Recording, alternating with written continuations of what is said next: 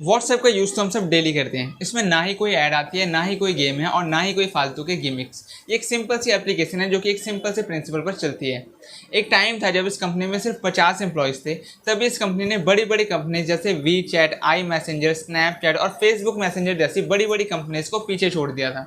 आज इस वीडियो में हम लोग जानेंगे व्हाट्सएप की पूरी हिस्ट्री और साथ ही जानेंगे इसके कॉन्सेप्ट, इसके बिजनेस मॉडल और बिना किसी ऐड के ये कंपनी पैसे कैसे कमाती है ये भी जानेंगे।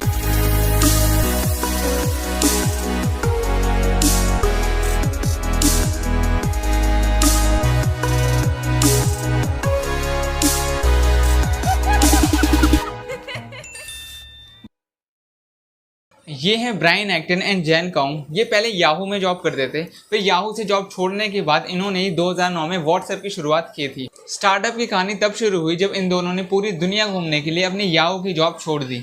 लेकिन जल्द ही इनकी सारी सेविंग्स खत्म होने लगी। तब इन्होंने फेसबुक में जॉब के लिए अप्लाई किया, लेकिन जैसा इन्होंने सोचा था वैसा नहीं हुआ। इन दोनों का सिलेक्शन फेसबुक में नहीं हुआ। इस बात से ये लोग काफ़ी डिसअपॉइंट थे। 2009 की बात है जब जैन काउंग ने एक आईफोन खरीदा था। उनको जिम जाना भी बहुत अच्छा लगता था। जब भी वो जिम में एक्सरसाइज कर रहे होते थे उस वक्त किसी का भी कॉल आता तो वो कॉल नहीं उठा पाते थे। इससे परेशान होकर एक दिन वो ऐप स्टोर पर एक एप्लीकेशन ढूंढने लगे जो कि उनके करंट स्टेटस को बता सके, ताकि फ़ोन करने वाले को पता चल जाए कि वो अभी जिम में है या फिर किसी काम में बिजी हैं। लेकिन उनको इससे रिलेटेड कोई भी एप्लीकेशन ऐप स्टोर पर नहीं मिली। इससे वो परेशान हुए। तब उनको एहसास हुआ कि क्यों ना वो खुद एक ऐसी एप्लीकेशन बनाएं जो कि यूज़र के नेम के आगे उनका करंट स्टेटस बता सके।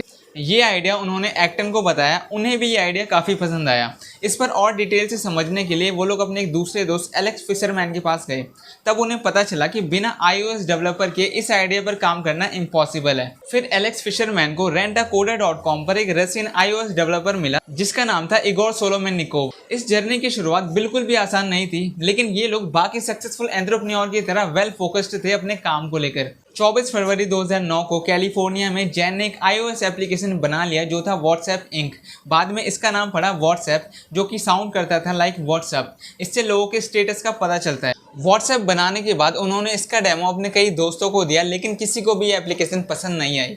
एलेक्स फिशरमैन भी उनमें से ही एक थे। इसके अलावा और भी कई इश्यूज थे जैसे बैटरी ड्रेनिंग, ऐप क्रैशिंग। इन सभी प्रॉब्लम्स की वजह से जैन काउंग काफ़ी डिसअपॉइंट हुए। उन्होंने अपनी सारी उम्मीदें खो दी और नई जॉब की तलाश में लग गए। उस टाइम उनके दोस्त ब्रायन एक्टन ने उन्हें इनकरेज किया ये कहकर कि तुम इस काम को अभी छोड़ोगे तो मूर्ख कहलाओगे, इस काम को अभी थोड़े और महीने दो। जून 2009 में एप्पल ने एक पुश नोटिफिकेशन अपडेट लॉन्च किया। इसके पीछे का मोटिव ये था कि यूजर्स को पता सके कि उन्होंने जो ऐप इंस्टॉल किया है उसका वो यूज अभी नहीं कर रहे हैं। जैन काउंग ने इस अपडेट का फायदा उठाया और अपनी व्हाट्सएप एप्लीकेशन में थोड़े बहुत चेंजेस किए, जिससे जो भी व्हाट्सएप यूजर्स थे वो जब भी अपना स्टेटस चेंज करते तो उनके बाकी दोस्तों को एक पुश नोटिफिकेशन जाता। एलेक्स के रशियन दोस्तों को ये काफ़ी मज़ेदार लगा। वो हर टाइम अपने स्टेटस चेंज करने लगे कि मैं अभी देर से उठाऊं, मैं अभी जिम में हूं या मैं अभी कॉल नहीं उठा सकता। इस तरह के स्टेटस लगा कि वो बार बार पिन करने लगे। कुछ ही टाइम में ये फीचर इंस्टेंट मैसेज भेजने का एक चैनल बन गया और फिर लोगों ने स्टेटस के थ्रू एक दूसरे से चैटिंग करना स्टार्ट कर दिया। जैसे कोई पोस्ट करता हाउ आर यू टोनी, तो वहां से टोनी अपना स्टेटस चेंज करके उसको रिप्लाई करता। जैन काउंग ने अपने स्टेटस ऐप के ऑपरेटिंग सिस्टम को इंटरनेट से कनेक्ट कर दिया। इस तरह से व्हाट्सएप 2.0 वर्जन लॉन्च हुआ। जब इंस्टेंट मैसेजिंग एप्लीकेशन की डिमांड बढ़ने लगी तो व्हाट्सएप 2.0 को बीटा स्टेज में लॉन्च किया गया, जहां पहले लोग अपना मोबाइल नंबर लॉग इन करते थे, फिर अपना एसएमएस प्लान खरीदते थे, फिर जाकर वो कहीं एसएमएस कर पाते थे। लेकिन अब व्हाट्सएप का इंटरनेट से जुड़ने के बाद लोग अपने सभी कॉन्टैक्ट्स नंबर वालों को इंस्टेंट मैसेज भेज सकते थे, जो कि लोगों को काफ़ी पसंद आया। यूज़र को डबल चेक मैसेज रिसीव वाला फीचर काफ़ी पसंद आया। ऐसा बिल्कुल भी नहीं है कि उस वक्त इंस्टेंट मैसेज भेजने के लिए व्हाट्सएप के अलावा कोई दूसरा ऑप्शन मार्केट में अवेलेबल नहीं था। उस वक्त भी ब्लैकबेरी का BBM, गूगल का Gtalk और स्काइप जैसे कई ऑप्शन मार्केट में अवेलेबल। लेकिन प्रॉब्लम ये थी कि ब्लैकबेरी का BBM यूज करने के लिए जिससे भी आपको चैटिंग करनी है उसके पास भी ब्लैकबेरी का फ़ोन होना चाहिए। और दूसरी चीज़, गूगल का Gtalk और स्काइप को यूज़ करने के लिए आपको अपनी एक पर्सनल ID एक दूसरे यूज़र को देनी पड़ती है। ये सारी प्रॉब्लम्स व्हाट्सएप के अंदर नहीं थी, इसीलिए कुछ ही महीनों में इसके 2.5 लाख यूजर्स हो गए। व्हाट्सएप का ये वर्जन 27 अगस्त 2009 को ऐप स्टोर में पब्लिश किया गया। हालांकि उस वक्त इसमें सिर्फ टेक्स्ट मैसेज ही भेज सकते थे, मीडिया फाइल का ट्रांसफर इसमें नहीं किया जा सकता था। ब्रायन एक्टन पहले व्हाट्सएप टीम के एक्टिव मेंबर नहीं थे, बाद में वो एक्टिव मेंबर बने। फिर अक्टूबर 2009 में वो याहू से 5 एम्प्लॉयज़ को लेकर आए, जिनकी तरफ से $2.5 लाख की सीड फंडिंग भी कंपनी को मिली। जैन कॉम का मानना था कि ब्रायन एक्टन का टीम से जुड़ने से ना ही सिर्फ सीड फंडिंग मिली, बल्कि उनको एक एक्सपीरियंस्ड को फाउंडर भी मिला। फिर 1 नवंबर 2009 को ब्रायन एक्टन ने ऑफिशियली व्हाट्सएप को ज्वाइन कर लिया। नवंबर 2009 में इसे खासकर आईफोन के लिए ऐप स्टोर पे लॉन्च किया गया। अब इससे किसी देश के अंदर भी या फिर इंटरनेशनली भी कहीं भी SMS भेजा जा सकता था। जैसे ही इस एप्लीकेशन को लॉन्च किया गया तो जैन कॉम और ब्रायन एक्टन के जीमेल अकाउंट पर ईमेल पे ईमेल आने लगी। उनसे फ्यूचर के सवाल पूछे जाने लगे कि क्या नोकिया और ब्लैकबेरी के फोन में भी इस एप्लीकेशन को लॉन्च किया जाएगा। उस वक्त नोकिया और ब्लैकबेरी मोबाइल मार्केट के 2 सबसे बड़े खिलाड़ी थे। जैन कॉम ने अपने एक दोस्त क्रिस पीफर को इसका ब्लैकबेरी वर्जन बनाने के लिए दिया, जो कि उनको 2 महीने बाद लॉन्च करना था। जैन कॉम के दोस्त क्रिस पीफर ने उनसे एक सवाल किया कि वो अपने इस व्हाट्सएप एप्लीकेशन को USA में कैसे लॉन्च करेंगे, क्योंकि वहाँ पे तो SMS के चार्जेस लगभग फ्री ही हैं और आज के टाइम में भी USA में SMS चार्जेस लगभग फ्री ही हैं। इसीलिए आज भी व्हाट्सएप का सबसे खराब परफॉर्मेंस USA से ही आता है। लेकिन जैन कॉम और ब्रायन एक्टन का प्लान था कि वो लोग व्हाट्सएप को USA के बाहर यूरोप और एशिया की कंट्रीज में ले जाएंगे, जहाँ पर अभी भी SMS के चार्जेस बहुत ज्यादा थे। हालांकि क्रिस पीफर के लिए अभी भी डाउटफुल था, लेकिन उनको ये काम काफी फैसिनेटिंग लगता था, इसलिए उन्होंने भी टीम ज्वाइन कर ली। 2 साल के ही अंदर सिम्बियन OS, एंड्रॉयड और विंडोज OS के लिए भी इसको डिजाइन किया गया। इन लोगों ने अपना पहला ऑफिस एवलिन ए में एक वेयर हाउस को ऑफिस में कन्वर्ट करके खोला था और उसमें काफी सस्ते फर्नीचर्स का यूज किया गया था ताकि खर्चा बहुत ही कम आए। इसके अलावा Brian Acton and Jan Koum ने शुरुआती कई सालों तक फ्री में ही काम किया है, यहाँ तक कि उनका सबसे बड़ा खर्चा वो था जब यूजर्स को एक वेरिफिकेशन कोड आता था जिसका खर्चा $0.99 था। उस टाइम पे वो उनका सबसे बड़ा खर्चा हुआ करता था। इसके बाद व्हाट्सएप ने एक नया फीचर ऐड किया गया जिससे यूजर अपने दोस्तों को अब फोटोज भी सेंड कर सकते थे। इस फीचर के आने से व्हाट्सएप के यूजर्स की गिनती लगातार बहुत ही तेजी से बढ़ने लगी। 2011 में जब व्हाट्सएप टॉप 20 एप्लीकेशन में आया तब व्हाट्सएप में थोड़े चेंजेस किए गए। अब यूजर्स को $1 पे करने थे, उसके बाद ही वो व्हाट्सएप का यूज कर पाते। इस तरह से व्हाट्सएप के फाउंडर्स को पहली बार व्हाट्सएप की तरफ से कोई इनकम आई। जैन कॉम और ब्रायन एक्टन मार्केटिंग और एडवर्टाइजमेंट के बहुत बड़े फैन नहीं थे। उनका मेन फोकस था कि वो अपनी एप्लीकेशन को बेस्ट बनाएं। इनके पास बड़े बड़े इन्वेस्टर्स के कॉल आए, लेकिन किसी को भी इन्होंने हाँ नहीं बोला। लेकिन सिकोया कैपिटल के पार्टनर जिम गोइट्स इनसे 8 महीने तक टच में थे। इसके बाद जिम गोइट्स फर्म के स्ट्रेटेजिक एडवाइजर भी बने और साथ ही $8 मिलियन का इन्वेस्ट करने के बाद उन्हें फर्म में 15% से ज्यादा की हिस्सेदारी भी मिली। जिम गोइट्स के आने से टीम के सभी मेंबर सहमत थे, क्योंकि जिम गोइट्स ने आने से पहले वादा किया था कि व्हाट्सएप की एड के लिए ज्यादा जोर नहीं देंगे। ठीक 2 साल बाद यानी कि फरवरी 2013 में व्हाट्सएप के यूजर्स पूरी दुनिया में मिलाकर 200 मिलियन से भी ज्यादा हो गए थे।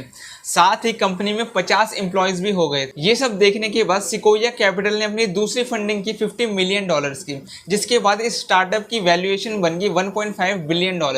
अब फाउंडर्स ने अपने ऑपरेटिंग मॉडल को चेंज करके सब्सक्रिप्शन मॉडल में कन्वर्ट कर दिया। अब यूजर्स 1 साल तक फ्री में व्हाट्सएप का यूज कर सकते थे, लेकिन ट्रायल पीरियड के एंड होने पर उन्हें एनुअल सब्सक्रिप्शन पे करना पड़ता था, जो था सिर्फ $1। सब कुछ बहुत अच्छा चल रहा था, लेकिन फरवरी 2014 में व्हाट्सएप के इस कहानी में एंट्री होती है फेसबुक की। फेसबुक का उस वक्त सबसे बड़ा कंपेटिटर मैसेजिंग में व्हाट्सएप ही था, इसलिए फेसबुक ने $19 बिलियन देकर व्हाट्सएप को ही खरीद लिया। इसके बाद अब फेसबुक व्हाट्सएप में काफ़ी इंटरफेयर करने लगा और व्हाट्सएप को एक फेसबुक टच देने लगा।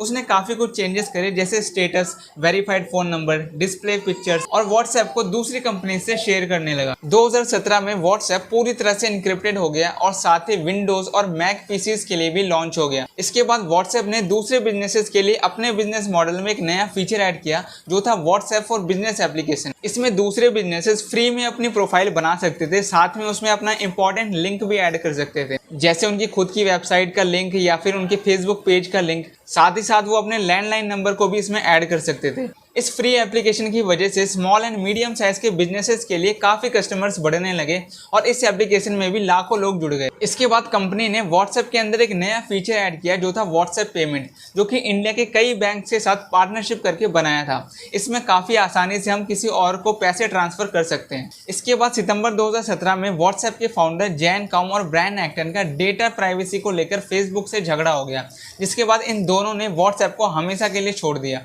अब बात करते हैं कि व्हाट्सएप पैसे कैसे कमाते हैं। जहां पहले व्हाट्सएप यूजर से $1 का चार्ज करता था, लेकिन 2016 के बाद व्हाट्सएप पूरी तरह से फ्री हो गया। व्हाट्सएप बेसिकली दो तरीके से पैसे कमाता है। इसमें पहला है व्हाट्सएप फॉर बिजनेसेस। इसमें दूसरे बिजनेसेस व्हाट्सएप में आके अपनी प्रोफाइल बनाते हैं और अपनी वेबसाइट का लिंक इसमें ऐड करते हैं या फिर अपने फेसबुक पेज का लिंक इसमें ऐड करते हैं। साथ ही व्हाट्सएप अपनी एपीआई दूसरी कंपनीज के साथ भी शेयर करता है।